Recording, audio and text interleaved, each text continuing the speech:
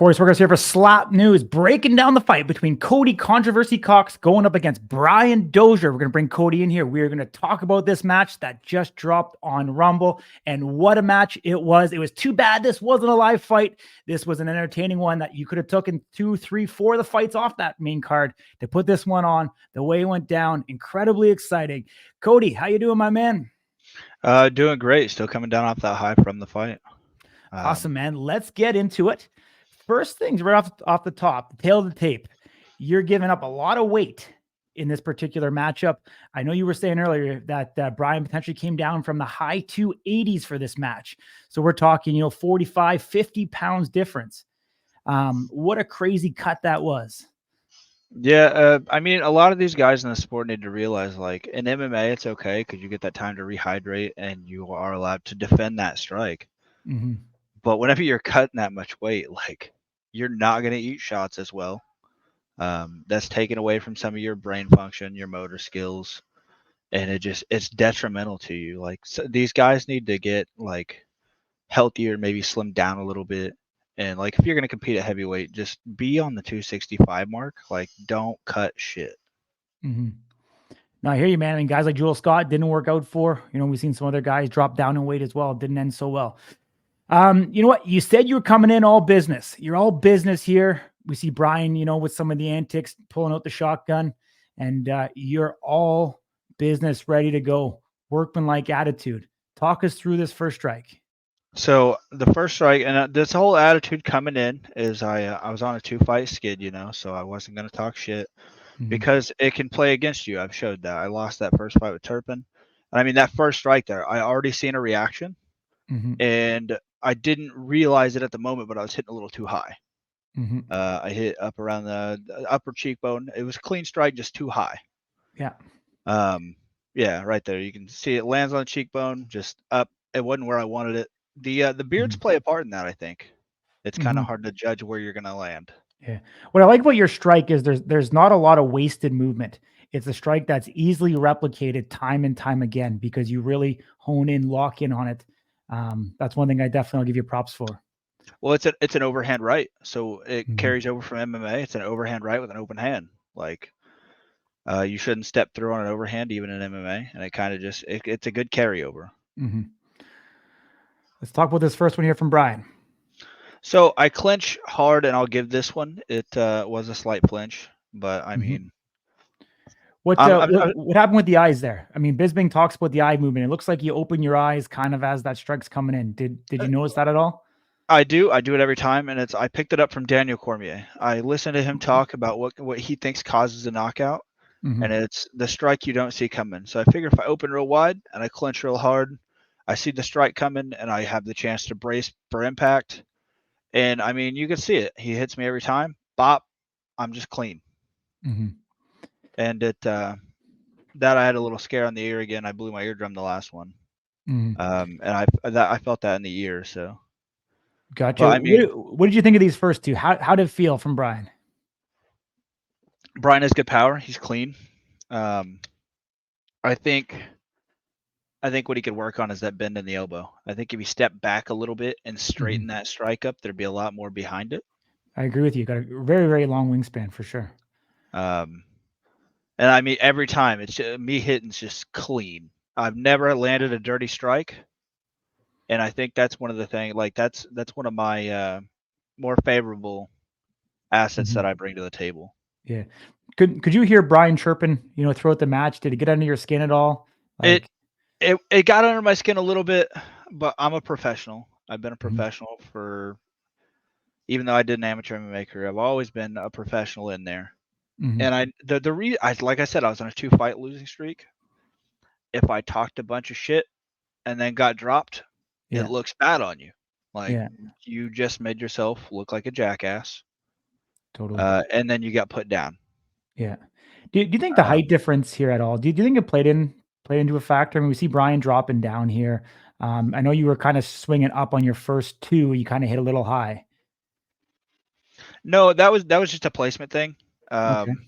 Because so you can't really hear the audio, but I messed up my arm in this fight. Okay. I was kind of injured beforehand. And whenever I walk back right here, I'm talking to Manny. I go, my arm's fucked up. I don't know what it is. He goes, are you going to hit with your left or what are you going to do? And I said, I'm going to hit with the right. I'm going to go back out there. I told him, I was like, I aimed a little high. I'm going to go a little bit lower this time. And I told Manny, I was like, I bet you this puts him out.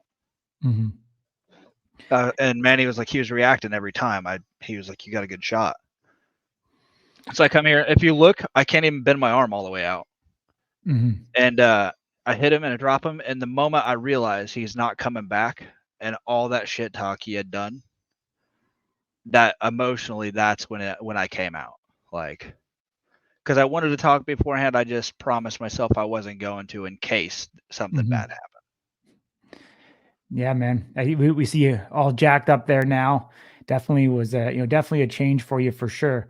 I lost my kitten mouth guard. Is that the one you still had? Yeah.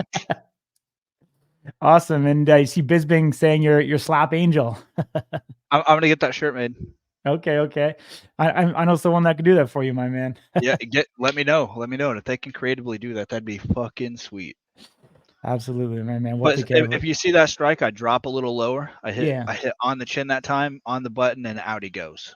And do you think that was an accumulation of 3 strikes to kind of take it down, or do you think that one, if you would have delivered that in the first round, would have knocked him out? Same. Well, you can see the dramatic increase of reaction from that. I think if I hit him with that on the first one, it would have been a repeat of the Turpin fight. Gotcha, my man. Let's talk a little bit about the rules, because I've heard from some of the fighters that during the rule meeting for this card, they talked about the the elevation of the foot, and that they were allowing a bit more of the heel to be able to raise this time compared to cards past, still without the rotation. Can you confirm if any of that's true? Like, are they allowing a bit bigger of a step on that heel? So rewind this fight to the last strike. I'm really good at following rules, and I will play 2 rules if I can. And look at the heel, because I do the lift, because I know you can now. Like the strike and the lift comes after. So like once they play the replay, you'll see I do the heel lift. There's no turn. Yeah, but yeah, that's confirmed. And then before me, the way I braced, they kept clinching me every time. But they talked about that in the rules meeting too, that you can clinch and bite down real hard, and that's fine. And so that took away from my flinches. Like that changed the game for me, because like I've showed like the burst eardrum put me down the last time. But if I get hit clean, there is not a soul in power slide putting me down. Like I will eat everything, and I will walk through that. Yeah, I mean, even on the interview we had pre-fight, I talked about, I think Brian's a really tough guy. Yeah, I think heel lift. Yeah, I think he, I think he's a tough cat. I think he has some potential. Obviously, hasn't right here. We can see it here, right there. Yeah, so we can see the heel come up. Actually, is this thing in the way? There we go. Hopefully, there we go. So you can see the heel come up. And then is it true too that when the follow through, they allow you a bit more of an extension afterwards as well? So the moment you contact on their face, yeah, you are allowed to move freely. Gotcha. So okay. As long as you make clean contact, you could do a side flip after if you wanted to. Gotcha. Okay. But to speak on Brian, Brian does have a lot of potential, and like I said before, he's a good buddy of mine. It's just it was all business. Totally. And I wasn't going to tell him before the bout, but I told him after. I said, "You got to work on stiffening up, because if you watch his body language in there, he's just really relaxed the whole way through." And I think that's play into the knockouts, because like the neck snap on it, and it's because he's not clinching. He just kind of eats it, and that you've got to clinch a little bit, but not too much. It's kind of there's a fine line. Yeah. I hear you for sure, my man. But I do think he goes far in the heavyweight division. I think he improves, and I think he gets through there. His energy is good. I'm sure everybody loves him. And he's a good buddy of mine. I love him too. I want to see him do well. Yeah, for sure. I mean, obviously he's racked up some losses now, so who knows what's going to happen. We'll see. Hopefully he does get that opportunity. I think this was the best one for him yet. I think a little bit more experience, and like I said, I think some training, some coaching, and some development. We could see something there potentially. But let's switch the focus back to you. Where do you want to go next? I mean, there's some guys ahead of you. How far do you think you can jump up in that ranking and have kind of a desired fight for you to kind of prove yourself here once again? So I mean, I would love. I'm going to 205 after this. I called Okay. him out during my fight. My youngest son's favorite striker is Static. I would love the Okay. opportunity to fight him. All respect to him. He's going to be a fucking legend of the game. Mhm. And to move up that light heavyweight ranking, I want to do it quick. And I think I could. I think me and Static's another war we could go to. He's got a strong neck. I've got a strong strike. Um, Besides that one, I mean, eventually a rematch with Turk would be awesome. Um, and I mean, the eventual goal is for Ron, but Mhm. I think eventually I go down to 85. 'Cause I think the cut would be easy, and I think I could do it as healthy as possible, and just see some of those guys there. I've got a bunch of good buddies in the middleweight division as well. Yeah. Um, Okay, so to confirm, so 205's next move for you in your career. You're gonna plan that out to make that drop down to light heavyweights, and then you're saying potentially if you in the future you think you can even make 185, potentially make a run at whoever's holding it down, John Davis or whoever else. Because we know John dropped down from heavyweight. yep. So when he started, and his only loss was to DTP. So yeah, I mean it definitely can be done. It's been proven that that's the path. Light heavyweight's a tough division. I mean, there's definitely a lot of depth in that division. You getting down there is going to make things incredibly interesting. Yeah, we'll definitely see where they place you there, and you're gonna get right in that mix. To me, I think the light heavy is the most exciting category or division in power slap because I think it brings that athleticism with the power combined in And one, and you and get a that's lot the of thing guys. is like right now I'm still fat. Right now I'm Mhm, fat. I cut down to 205 and I start putting that fitness in there along with what I already bring to the table. totally, And I think that's a different animal. Like totally. the ability to withstand a strike will still be there, but I think there's some added speed to that. Mhm. Awesome, my man. Well, you know what? I'm gonna stir the pot a little bit. Static's watching this, my man. What do you want to say to him?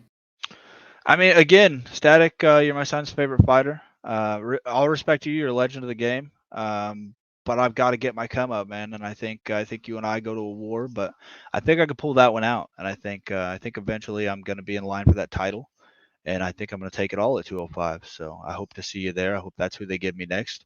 But if not, it's whoever they put in front of me. I'm here to eat, and I got a family to feed. So whoever's next, I'm coming for you. Awesome, my man. Appreciate you joining me, breaking down your fight against Brian Dozier and setting the landscape of where you want to go next. Dropping down 205. And what a dream matchup that would be with Static, AJ Hints. Hopefully, we'll see that come up in February. Be on a main card because you deserve to be there after this last one, my man. Take And we're care. both Appreciate you. We're both metalheads, so if me and Static go next, we're gonna bust each other's heads, then we'll go see a show after. Awesome, buddy. Take care, man. All the best. Train hard. We're always here if you need anything. All right, thank you.